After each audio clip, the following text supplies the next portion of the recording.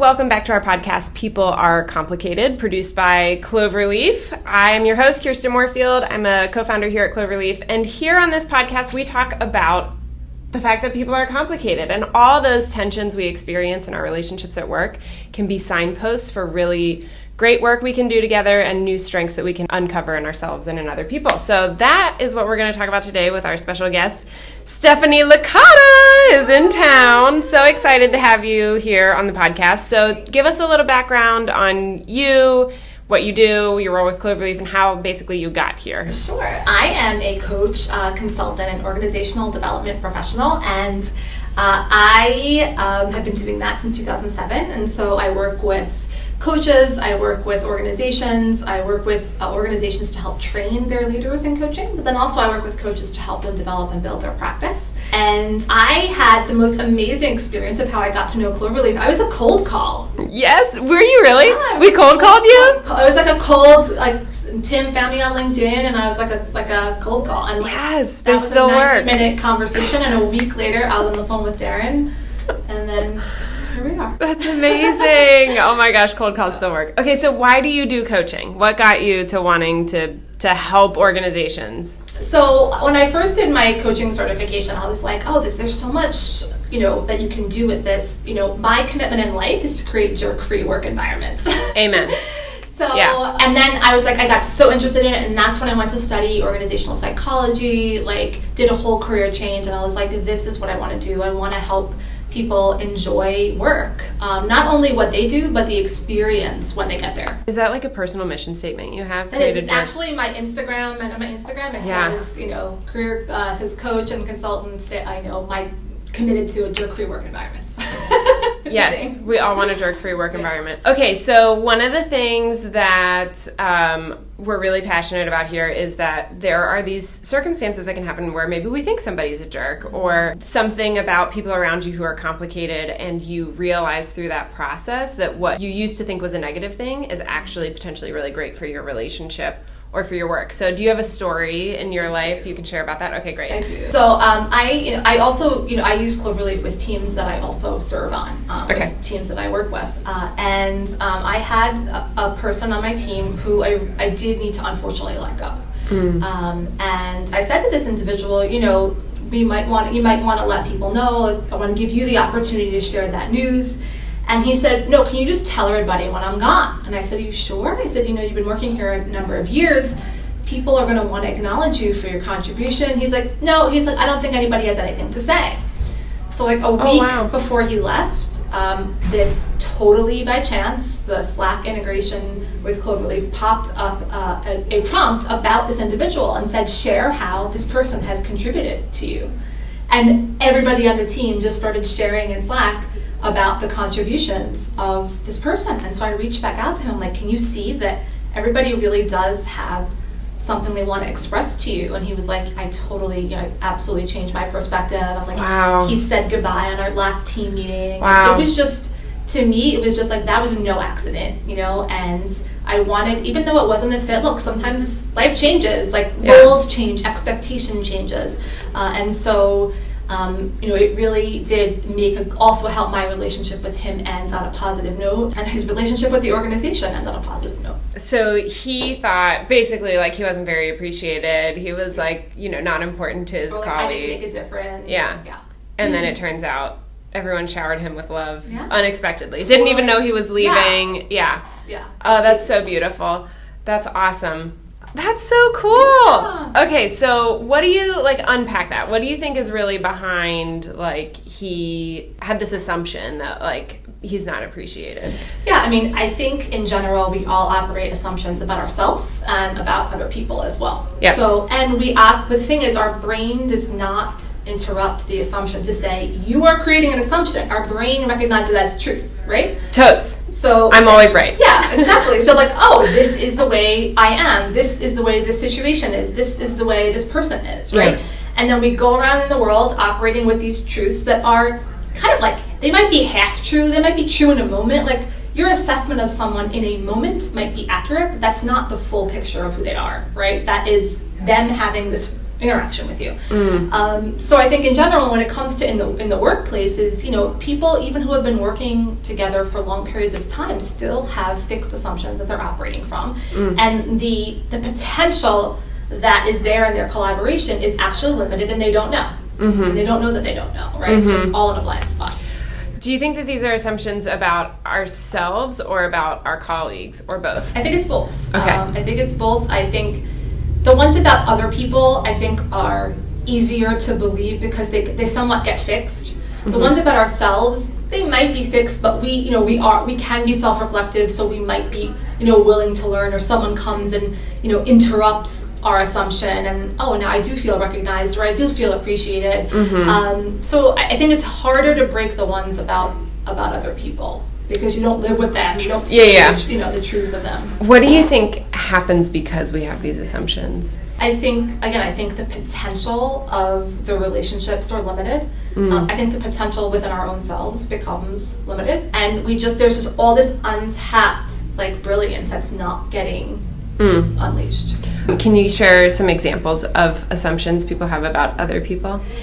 So people will have assumptions about why people did what they did, right? So let's say you have, someone's working on a project and someone steps in to do something that might have been your responsibility. So you assume this person's trying to one-up me, this person's trying to step on my toes. And maybe it really was, there was a client need in a meeting that you weren't at, and the person did that to meet the client's need. It was all about the client. But you have made the assumption that they are now undermining you. Oh, yeah. Right? And so we make up things about why people take the actions that we do. It gets personal. We make it personal when it's not. And that limits our ability to actually see what could have really been going on. Right. And we waste time and energy, right? Oh, my gosh, so much energy. That whole movie that we created, right? Oh, yes. The movie we created in our head of their intention, and and it's so real to us. We'll vent to people and try to convince them this is the way it is. And that word "is" in our minds is what cements that truth.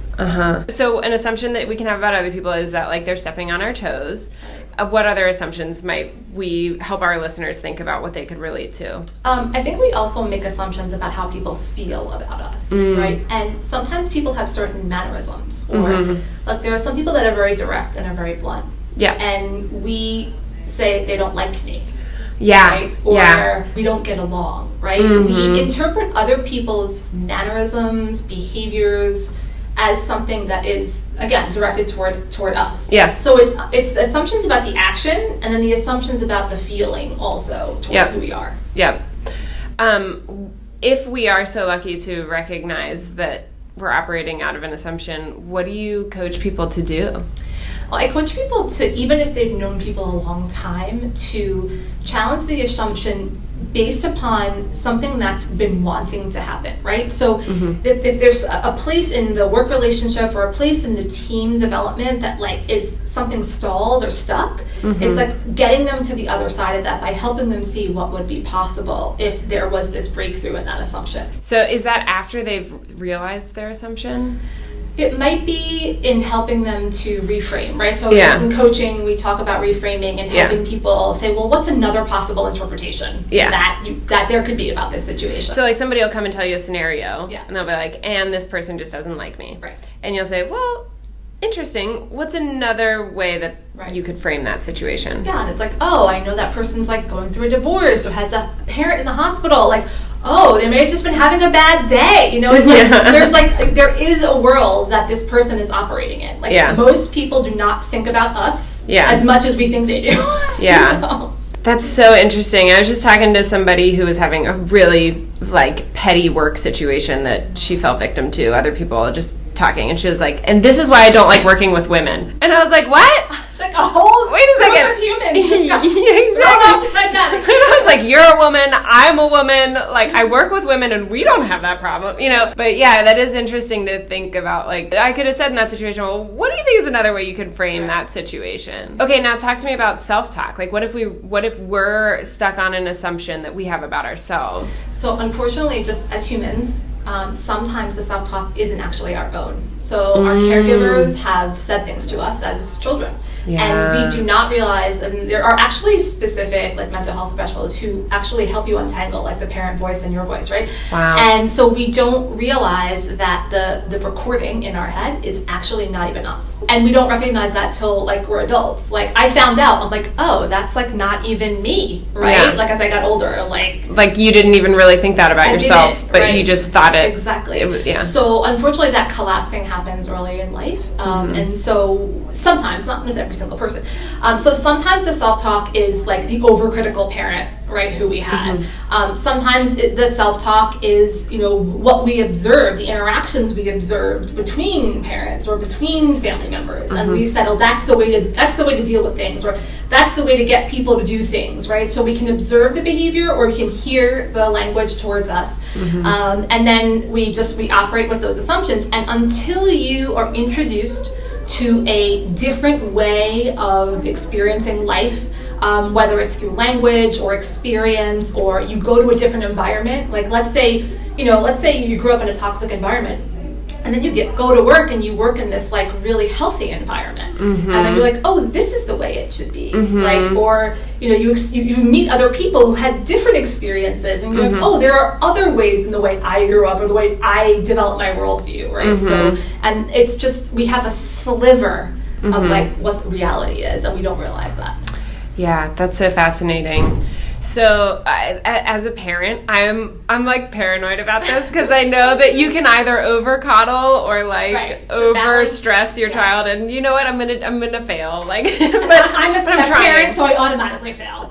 Right, so it doesn't matter what I say because the students are all stories. So yes. Oh my gosh. But okay, so we all did receive messages, for better or for worse, as children. How do we like catch the tape that's playing in our head that's not helping us? You recognize what the impact is of keeping it. Right? So when we are overly critical and then we experience anxiety, stress, lack of professional fulfillment, lack of relationship fulfillment, you start to recognize the impact and the patterns, right? Like I was a person who was very professionally successful early in life, but like couldn't figure out the relationship thing, right? Like that happened later in life. There were other people who like figured it out at 25, but like we're floundering for 15 years with their career, right? So our different parts of our lives are at the impact of these assumptions, and we have to sort of acknowledge the impact and acknowledge that there is some other way of existing that we don't know yet. So would you say, like, if you're noticing there's something in your life, like you notice the symptom of like I'm stressed or I'm anxious or my relationships are failing, like whatever it is, you notice a symptom you don't like, and then what? Then you like do some self-reflection of like, what is the track I'm playing in my head? Well, at some point it becomes not tolerable, right? Yeah. So we tolerate until we don't. Yeah. Right? Yeah, so yeah. at some point we're like, I've had enough. Yeah. Right? I'm attracting the same person over and over again. I'm attracting the same workplace over and over again. That happens too. It's not. Or I'm creating the same work like, situation. Why do I feel like I keep working for narcissistic bosses? Like, what is that, right? Like, it's like whatever it is. And I do a lot of career coaching, so I've worked with a lot of people who don't even realize their patterns that they've attracted professionally, right? Yeah. And so, once we start to recognize those patterns and recognize that they're not random, then we can recognize the other possible choices that we can make and what's possible on the other side of those choices. And you just got to do it. You have to like take chances. You have to. You make this sound change. easy. It's not. It's terrifying. And believe me, I've done it several times in fetal position. It's completely terrifying. It's totally terrifying. And I'm not going to lie to you, but we also, as human beings, we underestimate our strength all the time. Yeah. Like, we really have no idea what we are truly capable of and how much strength is in us, and we have to challenge that. When we challenge that assumption of ourselves, it also opens up compassion and empathy to challenge the assumptions to see other people in a nicer light as well. I want to bring us back to something you said earlier. You said that when we have these assumptions, we're also missing out on a lot of potential. Yes. And hidden talents, I think you said, hidden strengths. So unpack that some more. So, I mean, especially in a workplace, like, when you are, again, operating, and when we're in a workplace, remember, we're seeing a sliver of people, right? Right. They may be, we may be working with them for 8 hours in the same building, but we may only see them for an hour. Or if we're working virtually, we maybe only see them for 90 minutes on Zoom, right? So we have this very sort of fractional experience of people. And so sometimes we don't realize what people can actually offer us in collaboration because we've cut ourselves off to that potential and to discovering more about that person. And often what some of that discovery leads to in a professional setting is hidden talent. Like there are things that I know how to do that had nothing to do with what I was trained to do. But unless I was really involved in an exchange with people where they were curious and wanted to discover that, they wouldn't know. I could tap into you for that, right? So you start to find out, you start to become more resourceful as you challenge the assumptions because you see that you can connect with people and find out other ways that they might be able to collaborate with you. Yeah. You know what? I have noticed that one of the ways to realize some of those hidden talents is in the tension points. Like if I feel really criticized by somebody, that might be my assumption, right? Is they're criticizing me. But if I can reframe it, I can say, oh, maybe they're just actually a really good critical thinker, and I should go to them to help me strengthen my idea or like spell check my work or whatever it is that I need like some critical thought put into, right? And I think that that's something that we miss a lot because we have those assumptions. It's like we self-protect, and so we start to judge other people's character like they are critical, right? Instead of they have this strength called critical thinking. Have you seen that play out in your work? Yeah, I mean, I've tried to help people realize that you don't learn as much from the easier relationships. They may feel better in times of need or comfort, but where we really learn is in our difficult relationships. It's where we learn about ourselves. It's where we learn about how to interact with different types of people. And, we get born into a family, and then we get hired into a workplace. And so we have these two main groups in our lives who we don't necessarily have control over. So we are forced to then make some kind of decision about how we're going to operate and survive. And so when you're growing up, you decide, okay, this is what I need to do to survive in this house, right? And then you do the same thing at work. This is what I need to do to survive here and this workplace. And the idea is that like we want people to thrive, not just survive, right? Amen. And that we want people to experience like the full human experience, which is ugly and messy and exciting and perfectly imperfect, right? And to embrace that, you have to be able to regularly challenge the assumptions that you have for yourself, and that will inspire you to challenge the assumptions you have for other people. It's fun to talk about it, and in my head, I'm also like, man, this is the hard work. It's so hard. This is the hard work. It's like it is emotional. Like it's making me like I'm getting like emotional, right? Yeah. Nobody walks around being like I'm going to be vulnerable and really in touch with myself every day, all day long. We don't. That's not like we're like, oh my god, I have so much to do. My email box is exploding. Right. Like, we don't walk around with this sort of call to awareness. We just don't walk around with it. It's not an automatic. I mean, some people are, and they're usually like meditation specialists or something like that. Right. But if that's their practice, that's what they teach. But it's a very hard, and it's all learned through repetitive practice, right? So the practice of starting your day with, gratitude. I know it's been totally overdone, the gratitude thing, but it's real and it works. Yeah. Right? So like starting your day by doing some self-coaching. Like who do I want to show up as today? I know it sounds like a little bit like but it's a simple question that we can ask ourselves. Like, and that takes 3 minutes. Yeah, 30 seconds so even. Yeah. It's so quick. One of my favorite books is The Slight Edge by Jeff Olson, and it's all about how success is just the combination of repetitive small mundane acts. It's like not this overnight thing that happens. Totally. It's like, and you look at, obviously, like you think about it like working out, right? Nobody works out for 7 hours and lifts weights. They work out for 30-minute clips, and the repetitiveness of that over months will build muscle, right? So it takes those small practices and to call us to awareness. It's not like, oh, one day I'm going to be a person who doesn't assume. No, it's not going to happen. Yeah. We're all going to, and by the way, it's all built into the human experience, and that's part of that fight or flight, right? We are trying to protect ourselves, right? We are saying, is this situation dangerous? We need judgment. We can't get rid of all judgment. We just have to challenge the judgments that are preventing us from living fully. Okay, so if I'm going to summarize what I've heard you say so far today, it is that when you recognize situations that are not enjoyable, that you're not living fully, right? Yeah. Like you're thinking, oh my gosh, this person has criticized me, or nobody here likes me, or whatever. You're thinking a negative thing, and you believe it. Yeah. Like it's not you're even causing yourself suffering. Yes, right. And so when you recognize a moment of suffering, not living fully, you can ask yourself, wait a second, how might I actually reframe this? I am believing in this moment that this person is disappointed in me. Right. Is it possible that there's some other way to look at this? Right. Think about how you might reframe it. And then through that, you're going to start to notice, oh, maybe this person is just really good at critical thinking, or maybe this person is actually going through a divorce or something really difficult in their personal life. And through that, you can, one, build stronger, more human relationships, because at the end of the day, we're all human, right? And you can start to uncover hidden talent inside of people through that process, and you're slowly, through micro steps, changing your belief set over time, and that is what ultimately is going to change your outcome. So you're not living those suffering situations anymore, which sometimes are just the movies in our head, and you're living more fully. Yes. Absolutely. Would you say that's how you create a jerk-free work environment? Do you create a jerk-free work environment by firing all the jerks, or by, how do you do it? Well, there's one more thing I want to add, a bonus question you need to add on to that. Okay. You need to ask yourself, when that thing is happening, what is this reminding me of? Because we're often responding to a similar feeling, right? So, this reminds me of my older sister who always criticized me, and I always felt inferior to. So, what is this? Oh, that's deep. You're gonna have to really dig into that. It's like, what is this reminding me of, right? Because often it's triggering an old wound for us, right?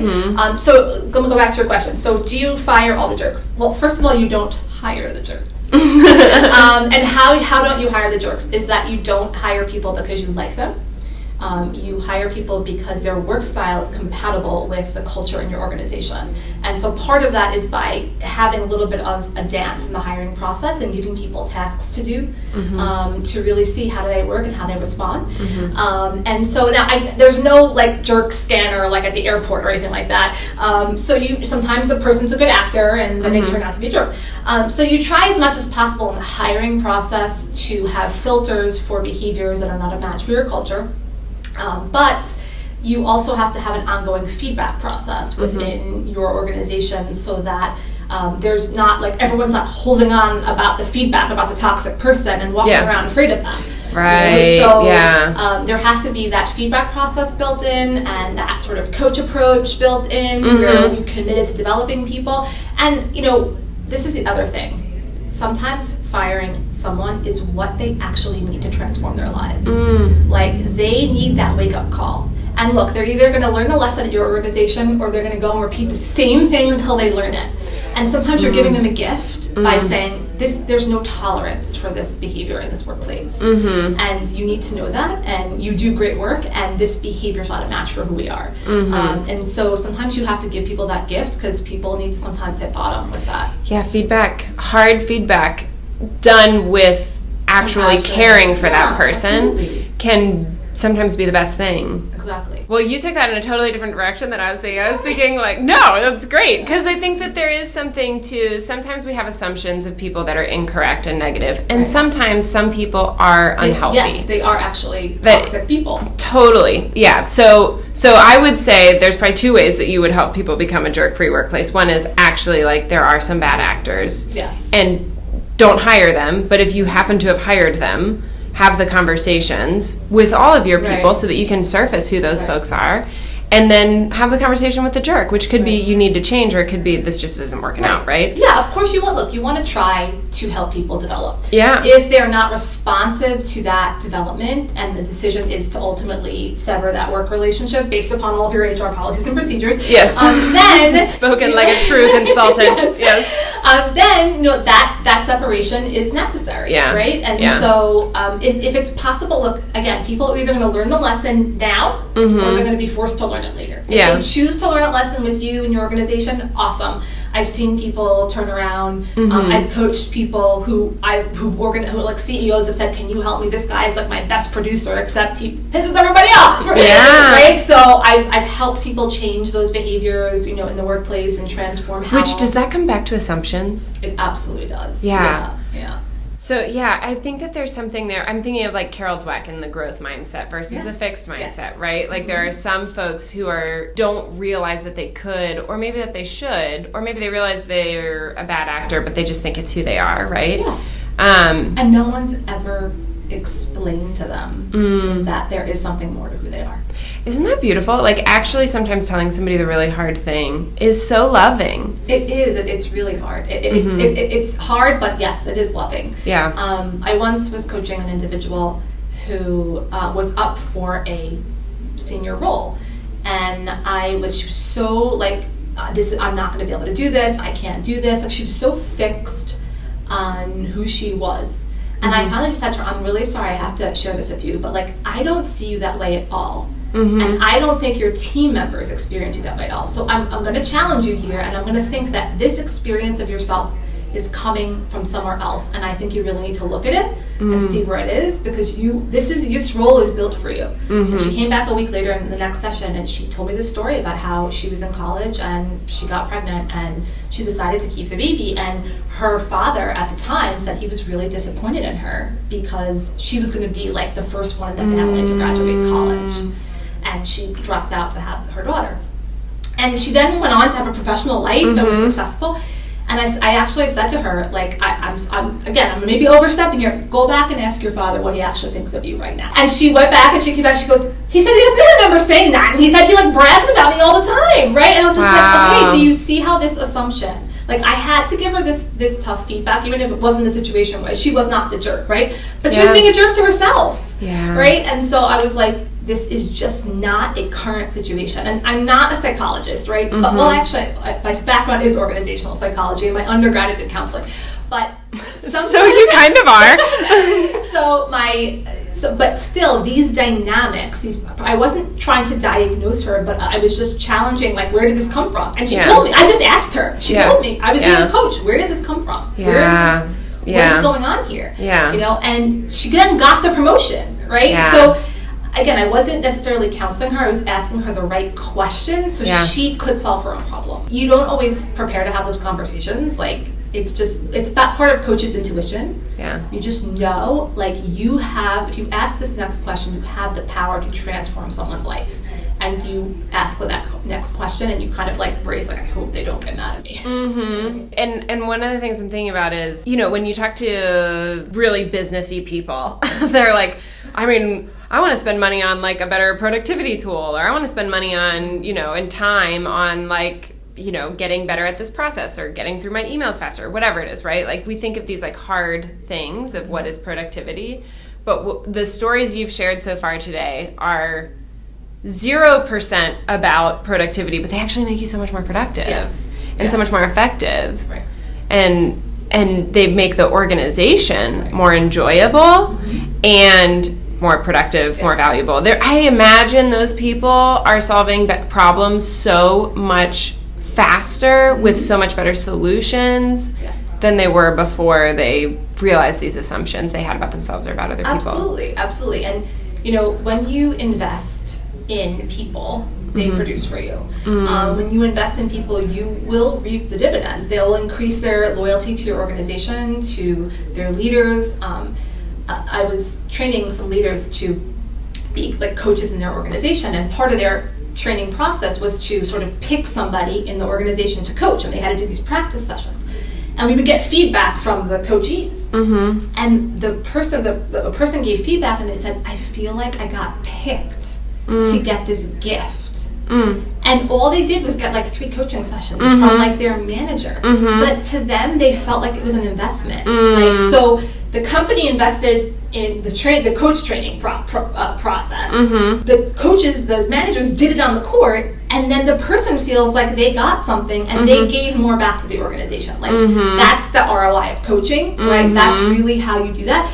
But we assume that it's about being nice. It's not about being nice. Yeah, it's about being effective. Yeah, it's about making people feel valued, and when you help people, again, challenge their own assumptions about themselves, when you challenge your assumptions about what's going to drive your people, right, you're going to get, again, unprecedented results. And it's like we've talked about assumptions with, individual others. There also is assumptions organizationally, right, that we make. Like you just said, this tool is going to make things better. Yep. Really? If you're a jerk, it's not going to make much. Not going to make much better. A tool does not make your people more engaged, more giving of their energy and of their best that they have to offer. Yeah. All right, Stephanie, thank you so much for coming out to Cincinnati, and it's so good to get to record this with you in person. If people want to keep learning from you, Stephanie, where do they find you? You can just go to stephanielicata.com, STEPHANIE, and then it's LICATA, Apple Thomas Apple.